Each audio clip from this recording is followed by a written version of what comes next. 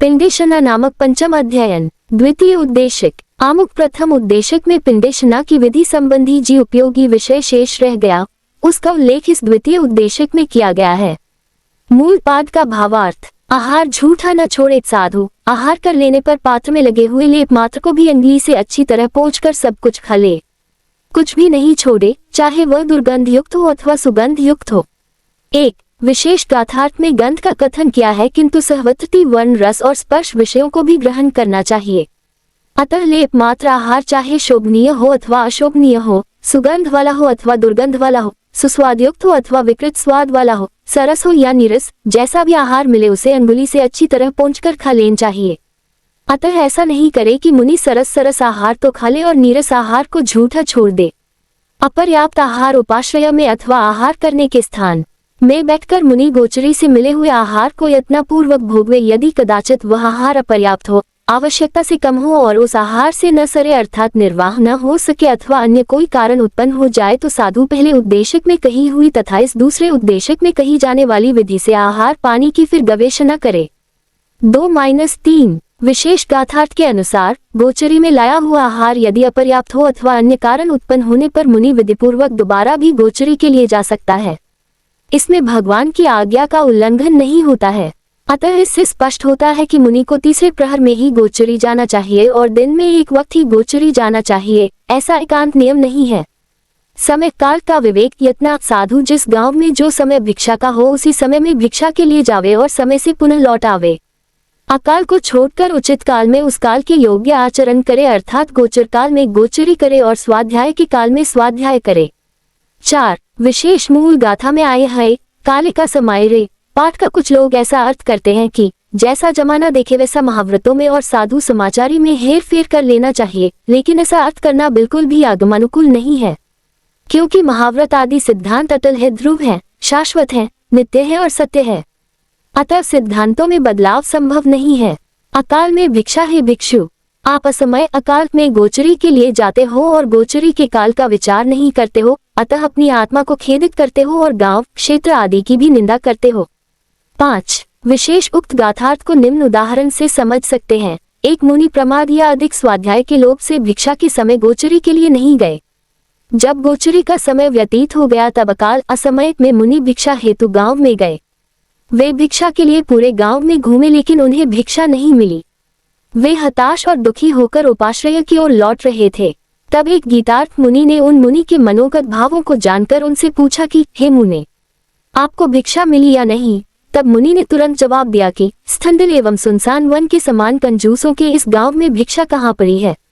तब गीतार्थ मुनि ने उसे समझाते हुए जो शिक्षा दी उसका उल्लेख उक्त गाथा में हुआ है। अलाप परिषद। साधु भिक्षा का समय होने पर गोचरी के लिए जावे और भिक्षा के लिए घूमने रूप पुरुषार्थ करे। यदि भिक्षा प्रास न हो तो भी शोक दुख न करे, किंतु आज सहज ही में मेरे अनशन उनोदरी आदि तप होगा, ऐसा विचार कर क्षुधा परिषद को संभाव पूर्वक सहन करे।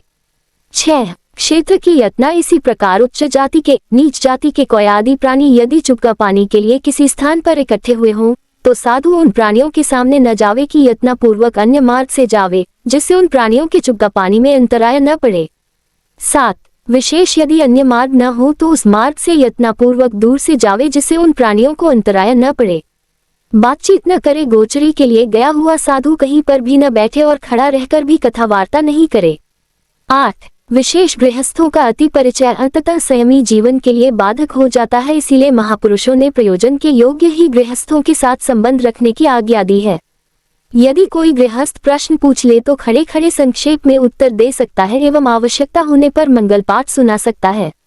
अवलंबन का निषेध। गोचरी के लिए गया हुआ काय रक्षक मुनि आगल भोगल सांकल को, फलक अर्थात दोनों किवाड़ों को रोक रखने वाले काठ घोड़ा को, दरवाजे को अथवा किवाड़ को पकड़कर या सहारा लेकर खड़ा न रहे, क्योंकि इस प्रकार खड़े रहने से आत्मविराधना एवं संयम विराधना होने की संभावना रहती है। 9 विशेष उक्त स्थानों का अवलंबन लेकर साधु खड़ा रहे और कदाचित वे मजबूती से लगे हुए न हो अथवा अगल फलक बंधे हुए नहीं हो, पुराने होने एवं कमजोर होने पर अचानक टूट जाए या खुलकर मुनि पर गिर सकते हैं, जिससे मुनि को चोट लग सकती है और वह संभल नहीं पाए तो नीचे गिरने से पात्र आदि टूट सकते हैं, जिससे त्रस्त स्थावर जीवों की हिंसा हो सकती है, जो आत्मविराधना एवं संयम विराधना का कारण है। भाव यत्न श्रमण अथवा ब्राह्मण कृपण अथवा भिखारी आदि अन्न पानी के लिए गृहस्थ के द्वार पर खड़े हों तो संयमी साधु उनको लांघकर गृहस्थ के घर में न जावे और जहाँ पर उस दाता की और भिखारियों की दृष्टि पड़ती हो वहाँ भी खड़ा न रहे, किंतु वह संवती साधु एकांत स्थान में जहाँ पर उनकी दृष्टि न पड़ती हो वहाँ जाकर यत्नपूर्वक खड़ा रहे। 10-11 उन्हें उल्लंघन करके जाने से या उनके सामने खड़े रहने से कदाचित उस याचक को, दाता को अथवा दाता और याचक दोनों को अप्रीति द्वेष उत्पन्न होगा और प्रवचन जिन शासन की लघुता होगी, अतः उन्हें उल्लंघन करके गृहस्थ के घर में जाना साधु का कल्प नहीं है। 12 उन याचकों को भिक्षा देने पर अथवा दाता के निषेध करने पर जब वे याचक गृहस्थ के घर से लौटकर चले जावे तब साधु आहार पानी के लिए गृहस्थ के घर में प्रवेश करे। 13 विशेष जिज्ञासा क्या मुनि के वहां खड़े रहने से अच्छा तो है लौटकर आ जावे, फिर भी आगमकारों ने एकांत में खड़े रहने का निर्देश क्यों दिया है? समाधान वृद्ध ज्ञान और तपस्वी के लिए किसी खास वस्तु औषधि की आवश्यकता है तथा इसके लिए मुनि लंबी दूरी से उस गृहस्थ के यहाँ आया है, वह वस्तु इत्यादि अन्यत्र निर्दोष सुलभ नहीं है। इन परिस्थितियों में आगमकारों ने एकांत में खड़ा रहने का निर्देश किया है। याचक गृहस्थ के द्वार पर मांगने के लिए जाता है तब दो प्रकार के प्रसंग बन सकते हैं, या तो उसे इच्छित वस्तु की प्राप्ति हो जाती है या उसे दुत्कार के भगा दिया जाता है। अतः उस याचक के चले जाने के बाद ही साधु गृहस्थ के घर में प्रवेश कर सकता है। सच्चित वनस्पति के संबंध में अविवेक नीलोत्पल नीला कमल अथवा पद्म, लाल कमल, चंद्रविकासी सफेद कमल अथवा मालती मोगरे का फूल अथवा इसी प्रकार का दूसरा कोई फूल वो सच्चित हो उसको छेदन भेदन करके अथवा पैरों आदि से कुचलकर अथवा संघट्टा करके आहार पानी दे तो साधु दाता से कहे कि ऐसा आहार पानी मुझे नहीं कल्पता है। 1-4, 1-5, 1-6, 1-7 विशेष यहाँ वनस्पति के जीवों का उल्लेख है, लेकिन उपलक्षण से शेष पृथ्वी काया आदि 4 स्थावर के जीवों का भी ग्रहण कर लेना चाहिए, अर्थात जितने भी सचित पदार्थ हैं उनका यहाँ ग्रहण समझना चाहिए। एवं दाता पृथ्वी काय आदि 5 काय के जीवों को किसी प्रकार का कष्ट देकर आहार पानी देता है तो साधु को ग्रहण नहीं करना चाहिए। कमल का मूल, पलाश सचित वनस्पति के प्रकार का कंद, चंद्र विकासी प्रवेद कमल की नाल, नील कमल की नाल, कमल तंतु, सरसों की भाजी या नाल अथवा ईख के टुकड़े, गंडेरी, ये सब पदार्थ यदि शस्त्र परिणत न हो तो साधु ग्रहण न करे तथा वृक्ष, इमली आदि के अथवा तृण के अथवा इसी प्रकार की दूसरी किसी भी हरितकाय के कच्चे पत्ते अथवा कच्ची कोम्पल आदि जो सच्चित हों तो उन्हें साधु ग्रहण न करे। 18-19 जिसके बीज नहीं पके हैं ऐसी मूंग आदि की फली जो कच्ची हो अथवा एक बार की भुनी हुई हो जिसमें पक्वापक मिश्र की शंका हो, ऐसी फली यदि कोई साधु को देने लगे तो देने वाली बाई से साधु कहे कि इस प्रकार का पदार्थ मुझे नहीं कल्पता है। 20 इसी प्रकार अग्नि आदि के बिना पकाया हुआ कोल, बोरकुट वंश करेला, बांस का अंकुर, श्रीपर्णी का फल, कच्चे तिलों की तिलपापड़ी, नीप अर्थात कदम वृक्ष का फल, ये सब यदि सचित हो तो साधु इन्हें ग्रहण न करे। 21 इसी प्रकार चावलों का तथा गेहूं आदि का तत्काल का पीसा हुआ आटा अथवा पहले गर्म किया हुआ किंतु मर्यादा उपरांत हो जाने के कारण ठंडा होकर जो सचित हो गया है अथवा मिश्रित एवं अपक जल, तिलकुटा, सरसों की खल, ये सब यदि सचित हो तो इन्हें साधु ग्रहण न करे। 22 कविट फल, मातुलिंग बेजोरा, मूला और मूले के टुकड़े, ये सब यदि सचित हों, सम्यक प्रकार से शस्त्र परिणत न हुए हों तो साधु इन पदार्थों की मन से भी इच्छा न करे। 23 इसी प्रकार बोर आदि का चूर्ण, बीजों का चूर्ण, बहेड़ा और रायन का फल, इन सब को सचित जानकर साधु इन्हें वर्ज्य अर्थात ग्रहण न करे। 24 विशेष मूंग, चवला, चना की फली, बूंद आदि सभी एक बार की सिकी हुई फलियों के लेने का निषेध इसलिए किया है, एक बार के अग्नि संस्कार से फलियां पूर्णतया पकती नहीं है, कुछ कच्ची पक्की मिश्र रहती हैं, इसलिए संदेह युक्त मिश्र पदार्थ साधु को नहीं लेना चाहिए। सामुदानिक गोचरी साधु हमेशा ऊंचा और नीचा अर्थात धनवान और गरीब कुल घर में सामुदानिक रूप से गोचरी जावे किंतु गरीब कुल घर को लांघकर छोड़कर धनवान के घर नहीं जावे। 25 विशेष साधु जुगुप्सित कुलों को छोड़कर क्रम से आने वाले छोटे बड़े सभी घरों में गोचरी के लिए जावे, चाहे वे धनवान के घर हो या गरीब के घर हो, साधु उन दोनों को समान दृष्टि से देखे और समान भाव से प्रतीति वाले कुलों में गोचरी के लिए जावे और अनेक घरों से थोड़ा थोड़ा आहार ले। एक ही घर या कुछ ही घरों से भिक्षा ली जाए तो अशना की शुद्धि नहीं रह सकती। अतः प्रस्तुत गाथा में समूयानक समुदान सामुदानिक भिक्षा करने का निर्देश किया गया है। आसक्ति से सामान्य घरों को छोड़कर या वहां से थोड़ा थोड़ा आहार लेकर नाम कर दिया कि हाँ उन घरों को छोड़ा नहीं और संपन्न घरों से पात्र भर ले तो ये प्रति अनुचित है। यदि औषध या दुर्लभ वस्तुएं जो ज्ञान आदि के लिए अत्यावश्यक हों उनके लिए सामान्य घरों को छोड़कर संपन्न घरों में जावे तो कोई दोष नहीं आता है। अधीन वृत्ति का त्याग वह विवेकशील बुद्धिमान साधु दौनता न दिखलाता हुआ आहार की शुद्धि अशनाप में तत्पर रहे, कदाचित भिक्षा नहीं मिले तो खेद नहीं करे तथा सरस भोजन मिलने पर उसमें गृद्धि भाव न रखे, आहार पानी की मात्रा को जानने वाला गोचरी की गवेषणा में रत रहे। 26 विशेष भिक्षाचरी के लिए गए मुनि को निम्न बातों का ध्यान रखना चाहिए। 1 आहार आदि के लिए गृहस्थों के सामने दीनता प्रकट नहीं करे। दीनता प्रकट करने से आत्मा का पतन और जनशासन की लघुता प्रकट होती है। 2 आहार आदि नहीं मिलने पर साधु खेद नहीं करे। 3 सरस आहार आदि में आसक्त न हो, क्योंकि आदागी को आमकी से अशना समिति का पालन संभव नहीं है। 4 साधु को आहार की मात्रा का पूर्ण ज्ञाता होना चाहिए, क्योंकि साधु यदि आहार की मात्रा का जानकार नहीं है तो वही या तो इतना थोड़ा आहार लाएगा कि जिससे क्षुधा निवृत्ति न हो सके, या इतना अधिक आहार लाएगा कि उसे पर्थ न पड़े। जो आहार की मात्रा का जानकार नहीं है उस मुनि से उद्गम, उत्पादन और अशना के दोषों से रहित शुद्ध आहार की गवेषणा भी नहीं हो सकती है। अतः साधु को आहार का मात्रज्ञ होना आवश्यक है। 5 अशना समिति में रत रहने वाला अर्थात आहार की शुद्धि अशुद्धि का ध्यान रखने वाला। यहाँ अशना के साथ उद्गम और उत्पादन के दोषों का भी उपलक्षण से ग्रहण करना चाहिए, अर्थात 42 दोषों को टालकर आहार शुद्धि में रत रहने वाला। क्रोध का त्याग गृहस्थ के घर में विविध प्रकार के खाद्य काजू पिस्ता आदि मेवा और स्वादिष्ट लौंग इलायची आदि का चूर्ण अनेक प्रकार के बहुत से पदार्थ होते हैं। यदि गृहस्थ साधु को वे पदार्थ न देवे तो बुद्धिमान साधु उस गृहस्थ पर क्रोध न करे, परंतु ऐसा विचार करे कि यह गृहस्थ है, इसकी इच्छा हो तो देवे अथवा इच्छा न हो तो न देवे। 27 शय्या आसन वस्त्र अथवा आहार और पानी जो सामने रखे हुए दिखाई देते हों फिर भी गृहस्थ यदि उन पदार्थों को न दे तो भी साधु उस पर क्रोध न करे, क्योंकि दे या न दे गृहस्थ की इच्छा है। 28 विशेष साधु को यदि गृहस्थ कोई वस्तु नहीं दे तो साधु उस समय यही विचार करे कि ये दान के लाभ को जानता है तो देगा अथवा नहीं जानता है तो नहीं देगा। अतः मुझे अपने विचारों को ऊंचा नीचा नहीं करना चाहिए। यदि मैं अपने परिणामों को बिगाऊंगा तो मेरा संयम भी नष्ट हो सकता है। अतः मुझे तो संभाव में रहना है। याचना संबंधी विवेक वंदन करते समय किसी भी स्त्री अथवा पुरुष बालक अथवा वृद्ध से साधु किसी प्रकार की याचना न करे तथा आहार न देने वाले गृहस्थ को कठोर वचन भी न कहे। 29 विशेष साधु वंदना करते हुए स्त्री आदि नहीं करे, क्योंकि सभी गृहस्थ जिनमत को मानने वाले हों यह आवश्यक नहीं है।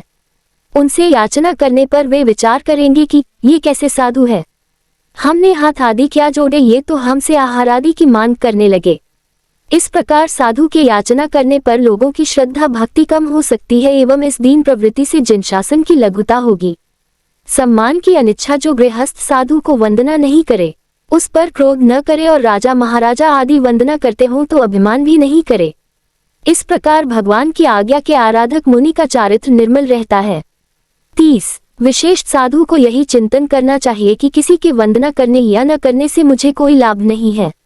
वंदना करने से जो कुछ लाभ होता है वह गृहस्थ को ही होता है। अतः साधु को वंदना आदि करने या न करने वाले दोनों पर संभाव रखना चाहिए।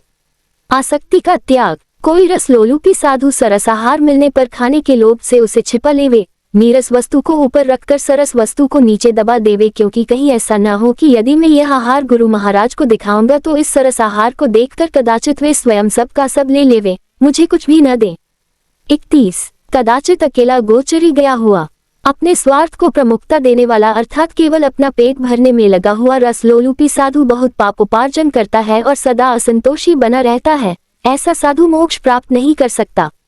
32 विशेष जो साधु आहार आदि में आसक्त होता है वह अपनी आत्मा का कल्याण नहीं कर सकता है, अर्थात जो साधु जिह्वा लोक के वशीभूत उक्त गाथा में वर्णित प्रवृत्ति करता है वह साधु नहीं है।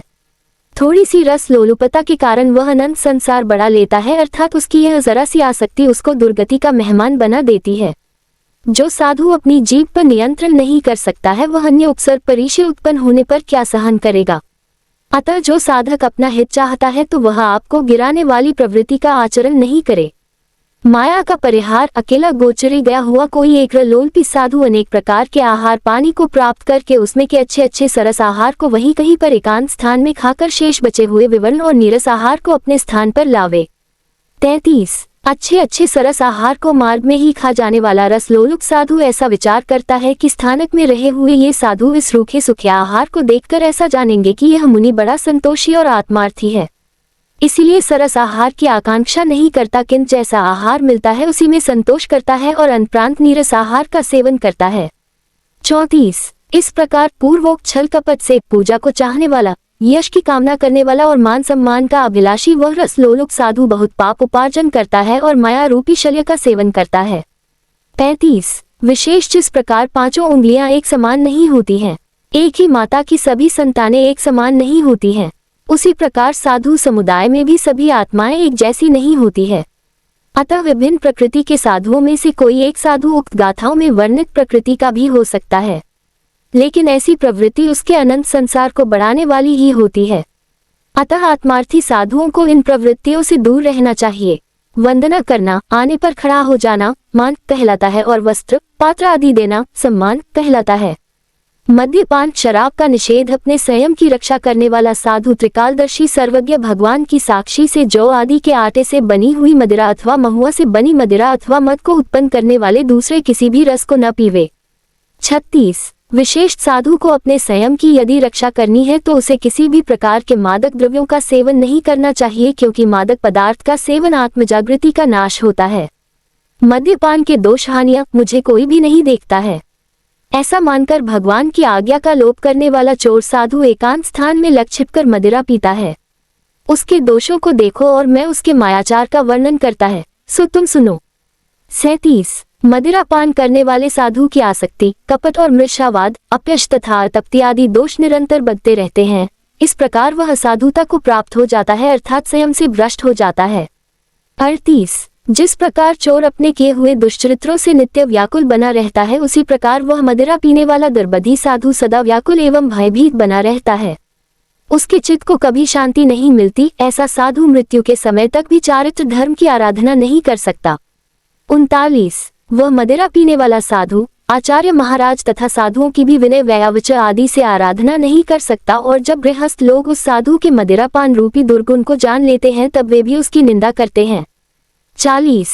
इस प्रकार अनेक अवगुणों को धारण करने वाला और ज्ञानादि गुणों को छोड़ने वाला वह साधु मृत्यु के समय तक भी चारित्र धर्म संवर्धर्म की आराधना नहीं कर सकता। 41। विशेष आराधक अपने में मृत्यु होने पर मोक्ष की प्राप्ति सुलभ हो जाती है, किंतु जिसका पूरा जीवन दुर्गुणों में व्यतीत हुआ है उसकी मृत्यु सुधरना प्रायः असंभव है। अतः मदिरापान का सेवन करने वाला अपनी मृत्यु को सुधार नहीं सकता है। मद्य नशीली वस्तुएं समस्त दुर्गुणों का आश्रयदाता है, यानी ऐसा कौन सा दुर्गुण है जो शराबी में नहीं होता है। उक्त गाथाओं में कुछ दुर्गुणों का वर्णन किया गया है। 1. चोर सुरापान मदिरापान करने वाला साधु अरहंत भगवंतों की आज्ञा की चोरी करता है, इसलिए वह चोर होता है। 2. मायाचार एक कपट को छुपाने के लिए दूसरा कपट करना मायाचार है। ऐसे दुर्मति साधु की मान्यता होती है कि मदिरापान में तो कोई दोष नहीं है, मात्र लोगों में अपयश होता है, इसलिए मैं इसका स्थान पर सेवन करूंगा जिससे मेरा अपयश नहीं होगा। इसके लिए माया का सेवन करता है, अतः वह साधु मायावी होता है। 3. आसक्ति अग्नि में जितना ईंधन डालेंगे वह उतनी प्रज्वलित होती जाएगी। इसी प्रकार मदिरा सेवन करने वाले साधु उसके प्रति आसक्ति बढ़ती ही जाएगी। 4. माया मृषा में वृद्धि मदिरापान का गुप्त रूप से सेवन करने विभिन्न प्रपंचों का सेवन करना होगा, जिससे माया में वृद्धि होगी। मली के बाद नशे के कारण होने वाली विपरीत क्रियाओं को देखकर गृहस्थ पूछेंगे कि तुमने मदिरा का सेवन किया है, तब कहेगा कि साधु के लिए जिसका स्वप्न में चिंतन करना भी पाप रूप है, उसका मैं सेवन कर सकत हूँ क्या? इस प्रकार मृषावाद का प्रयोग करेगा। 5. अपकीर्ति जब लोगों को इसका पता चलेगा कि अमुक साधु मदिरा का सेवन करता है तो साधु के साथ जिन शासन की भी अपकीर्ति होगी। 6. अतृप्ति अभीष्ट वस्तु की प्राप्ति न होने पर होने वाला दुख अतृप्ति है, क्योंकि ऐसी वस्तु साधु को सहज ही प्राप्त नहीं हो सकती है, कोई अंतरंग परिचित ही इस वस्तु को उपलब्ध करवाता है। अतः इच्छा होने पर प्राप्त नहीं होने से साधु को अतृप्ति का दुख रहेगा। 7. असाधुता इस दुर्गुण के कारण उसके विशिष्ट गुणों का नाश होते होते साधुता भी नष्ट हो जाएगी, मात्र द्रव्य रूप से साधु का वेश रह जाएगा। 8. उद्विग्न वह चोर के समान हमेशा मदिरा के लिए उद्विग्न भयभीत दुखित और प्रकंपित रहता है।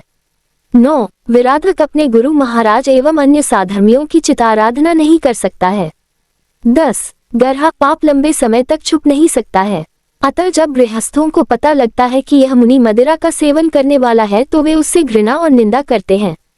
11. दोषदर्शी अवगुणों को देखने वाला अर्थात प्रमाद आदि दोषों में लीन अवगुणों को धारण करने वाला। 12 आज्ञादि पालन गुणों की उपेक्षा करने वाला।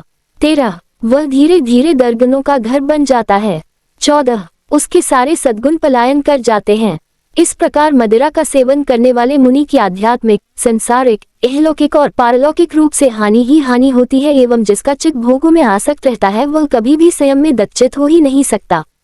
गुणों की आराधना से ही धर्म की आराधना होती है। जिस क्रिया से सगुणों को प्राप्ति अथवा वृद्धि न हो वह धर्म क्रिया कहे जाने योग्य नहीं है।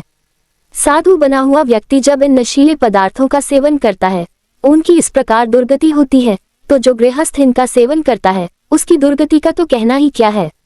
मद्यपान त्याग की महिमा। मदिरापान एवं प्रमादादि दुर्गुणों के तपस्वी बुद्धिमान साधु स्निग्ध रसों को छोड़कर निरभिमान पूर्वक तपस्या करता है। 42 गुरु शिष्यों से कहते हैं कि हे शिष्यों, उपर्युक्त गुणों के धारक साधु का कल्याण संयम अनेक मुनियों द्वारा पूजित एवं प्रशंसित महान रोक्ष रूपी अर्थ से युक्त होता है। तुम उसे देखो तथा मैं उस साधु के गुणों का वर्णन करूंगा, अतः तुम मुझसे उन गुणों को सुनो। 43 इस प्रकार ज्ञानादि गुणों को धारण करने वाला और दुर्गुणों को डोलने वाला वैसा साधु मृत्यु के समय तक ग्रहण किए हुए चारित्र धर्म की भली प्रकार आराधना करता रहता है, अर्थात मरणांत कष्ट पड़ने पर भी वह ग्रहण किए हुए चारित्र धर्म को नहीं छोड़ता। 44 विशेष यहाँ मजक मद्य शब्द उपलक्षण है, जिसके निषेध शिष्य सभी प्रकार के मादक द्रव्यों को भी निषेध समझना चाहिए। श्री तथा दूसरे मुनियों की विनय व्यावचर द्वारा आराधना करता है। गुण पूजा। उपर्युक्त गुणों का धारक साधु आचार्य महाराज और जब गृहस्थ लोग भी उसके वैसे उन गुणों को जानते हैं तब वे उसकी भक्ति करते हैं, अर्थात विशेष सम्मान की दृष्टि से देखते हैं और उसके गुणों की प्रशंसा करते हैं। 45 विशेष इस गाथा से यह भली भांति सिद्ध हो जाता है कि यस्त गुणों की ही पूजा होती है, किसी भेष पेश का, नाम का तथा संबंध का कोई महत्व नहीं है। तपादि का चोर जो का चोर तथा आचार और भाव का चोर होता है वह नीच जाति के साधु तप का चोर, वचन का चोर, रूप किलविषी देवों में उत्पन्न होता है। 46 विशेष साधु वेश में किस किस प्रकार की चोरियां संभव है उनका वर्णन यहाँ किया गया है। 1 तप चोर कोई साधु स्वभावतः दुबला पतला निर्बल शरीर वाला है। किसी भावुक गृहस्थ ने उनको देखकर पूछा कि हे भगवान, वे मासकमन आदि महान तपस्या करने वाले क्या आप ही तपोमूर्ति अनगार हैं? तब साधु अपनी पूजा की इच्छा से यह कहे कि हाँ वह तपस्वी में ही है, तो वह साधु तप का चोर है, क्योंकि वह कभी मासकमन आदि तप तो करता नहीं किंतु झूठ बोलकर झूठ मूठ तपस्वी बनना चाहता है। अथवा ये कहे कि हाँ भाई, साधु लोग तो तप किया ही करते हैं, साधुओं के तप का क्या पूछना। अथवा मौन भाव ही धारण कर ले जिससे गृहस्थ को लगे कि यही महामुनि वे घोर तपस्वी हैं और अपने मुख से अपनी प्रशंसा नहीं करना चाहते हैं। 2 वचन चोर कोई साधु व्याख्यान देने में बड़ा ही निपुण है, उसकी समाज में बड़ी प्रशंसा है, अस्तु कोई अन्य व्याख्यानी साधु अपरिचित स्थान में गया। लोग उसी प्रसिद्ध व्याख्यानी साधु के भ्रम से उससे पूछे कि क्या मुख शास्त्र विशारद व्याख्यानी साधु आप ही हैं? तब मुनि यदि उत्तर में ये कहे कि हाँ वह मैं ही हूँ, अथवा साधु व्याख्यानी हुआ ही करते हैं, अथवा मौन धारण कर जाए तो वह साधु वचन का चोर है। कहीं पर वयतेने का अर्थ व्रत का चोर भी माना है। विशुद्ध व्रताराधना की ख्याति सुनकर कोई पूछे आप विशुद्ध ब्रह्मचर्यादि व्रतों के आराधक हैं? इसके उत्तर में भी स्वयं को विशुद्ध व्रताराधक बताने के लिए मायायुक्त उत्तर देने से व्रत का चोर कहलाता है। 3 रूप चोर कोई रूपवान राजकुमार दीक्षित हो गया, उसके रूप के समान किसी अन्य साधु से कोई पूछे कि क्या वे राजकुमार आप ही हैं जो रूपवान हैं और अभी दीक्षित हुए हैं? तब साधु उत्तर में स्पष्ट कहे या वाक्छल से हाँ, साधु राज्य वैभव को छोड़कर ही साधुत्व लेते हैं। वैराग्य धन के सामने ये धन क्या चीज है, ये कहे या मौन रह जाए तो वह साधु रूप का चोर माना जाता है।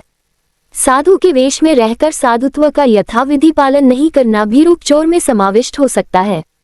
4 आचार चोर कोई साधु व्यवहार मात्र से बाह्य आचार विचार में खूब ही तत्पर रहता है। तब कोई प्रश्न करे कि हे भगवान, क्या अमुक आचार्य या अमुक गुरु के क्रिया पात्र शिष्य आप ही हैं? तब वो साधु उत्तर में कहे कि साधु स्वीकृत क्रियाओं का पालन करते ही हैं, या स्पष्ट हाँ भले अथवा मौनावलंबन से कुछ ऐसा ही व्यक्त करे तो वह साधु आचार का चोर होता है। 5 भाव चोर किसी साधु के हृदय में किसी शास्त्र का गूढ़ार्थ नहीं बैठता है, अतः उसने किसी अन्य साधु से पूछा कि इस पद का आप क्या अर्थ करते हैं? तब उस मुनि ने जो उस पद का भाव था वह बता दिया। तब वह पृच्छक मुनि अहम मान्यता से कहे कि हाँ, मेरा भी इसका यही अर्थ बैठा हुआ है, ये तो मैं आपकी परीक्षा ले रहा था, तो वह प्रचक साधु भावचोर होता है, जो किसी सूत्र और अर्थ को नहीं जानता तथा अभिमानवश किसी को पूछता भी नहीं, किंतु व्याख्यान या वाचना देते समय आचार्य तथा उपाध्याय से सुनकर ग्रहण करता है और ये तो मुझे ज्ञात ही था, इस प्रकार का भाव दिखाता है, वह भावचोर होता है। तात्पर्य यह है कि अपनी पूजा प्रतिष्ठा के लिए किसी अन्य का नाम छिपाकर असत्य वचन बोलना तथा मौनावलंबन कर लेना तथा वाक्छल से उत्तर देना, ये सब चोरी में शामिल हैं। ऐसी क्रिया करने वाले साधु किल्विषी देवों के कर्मों की उपार्जना करते हैं, यानी वे मरकर नीच जाति के किल्विषी देव बनते हैं। किल्विषी देव, जिन्हें देवलोक में साफ सफाई आदि दास जैसे कार्य करने पड़ते हैं, उन्हें अन्य देव सभा आदि में बोलने नहीं देते हैं और उन्हें मान सम्मान भी नहीं देते हैं। कहावत है, कहने को तो सीरा मिला पर खाखरे से भी गया बीता। एक स्थान पर एक व्यक्ति बहुत सस्ता हलवा बेच रहा था। लोगों ने सोचा रोटी से तो अच्छा ही होगा, खरीद कर खाने लगे। खाकर थू थू करने लगे, क्योंकि सड़े हुए धान्य के आटे का तथा के बोरे धोए हुए पानी का सीरा हलवा बनाकर बेच रहा था। इसी प्रकार नाम से तो देव हैं, पर वे मनुष्य से भी गए बीते होते हैं। दुर्गति में गमन उपर्युक्त चोर मायाचारी साधु देवगति को प्राप्त करके भी किल्विषी देवों में उत्पन्न होता है। वहां पर भी वही ये नहीं जानता कि मैंने ऐसा कौन सा कर्म किया है जिससे मुझे ये फल प्राप्त हुआ है। 47 विशेष देव गति में उत्पन्न सभी देवों को अवधि ज्ञान अथवा विभंग ज्ञान होता है, जिससे उपयोग लगाकर वह अपने पूर्व भाव को भी देख सकते हैं। लेकिन किल्विषी देवों का आशातना आदि के कारण अवधि इतना धुंधला मंद होता है कि पूर्व भाव में गुरु धर्मादि की आशातना की थी, इसका उन्हें पता नहीं लगता है। पूर्वगत कर्मों का स्मरण ज्ञान होने पर आत्मा पश्चाताप आदि द्वारा आगामी भव सुधार सकती है। लेकिन किल्विषी रूप नीच देवगति में गए उस तपादि के चोर साधु को तो यह अवसर भी नहीं मिलता है। उस आत्मा की देवगति से निकलकर भी दुर्गति होती है, जिसका वर्णन अगली गाथा में किया गया है। वह किल्विषी देव वहां से चक कर मूक जो बोल न सके ऐसे बकरे आदि की योनि को पाकर फिर नरक गति को अथवा तिर्यंच योनि को प्राप्त होता है, जहाँ पर बोधि जिन धर्म की प्राप्ति होना बड़ा दुर्लभ है। 48 विशेष गुरु की आशातना करने वाला मायाचार में रत रहने वाला एवं उत्सूत्र प्रोरूपना करने वाला साधु संसार में परिभ्रमण करता हुआ कभी नरक में उत्पन्न होता है और कभी तिर्यंच में उत्पन्न होता है। ऐसे अधम व्यक्ति को शीघ्र मुक्ति नहीं मिलती है, क्योंकि वह जहाँ भी जाएगा वहाँ अशांत दुख पीड़ित की रहेगा। उसे शांति प्रदान करने वाले जिन धर्म की प्राप्ति अति दुर्लभ होगी। अतः मुनि को मायाचार से सदैव दूर रहना चाहिए। उपसंहार इस प्रकार पूर्वोक्त दोषों को ज्ञात पुत्र भगवान महावीर स्वामी ने केवल ज्ञान से देखकर फरमाया है। अतः बुद्धिमान मर्यादावर्ती साधु अनुमात्र भी कपटयुक्त सत्य भाषण को वर्जे, किंचित मात्र भी मायामृषावाद का सेवन न करे। 49 जितेंद्रिय एवं एकाग्र चित्त वाला अनाचार से अत्यंत लज्जा करने वाला गुणवान साधु तत्व को जानने वाले साधुओं के पास भिक्षा के आधा कर्मादि दोषों को सीखकर रचना समिति में उपयोग पूर्वक विचरे। 50 अति बेमी विशेष जो अनुमात्र बहुत थोड़ी भी माया मृषावाद चोरी आदि का सेवन करता है तो उसकी उक्त प्रकार से दुर्दशा होती है। अतः जो इन दुर्गुणों का अत्यधिक मात्रा में सेवन करते हैं उनकी कैसी दुर्गति होगी, ये तो केवल ज्ञानी ही जानते हैं। साधु को सर्वप्रथम विक्षेषणा के ज्ञान की अत्यंत आवश्यकता होती है, क्योंकि विक्षेषणा के ज्ञान से ही आहार की शुद्धि होती है और शुद्ध आहार मन शुद्धि का कारण होता है।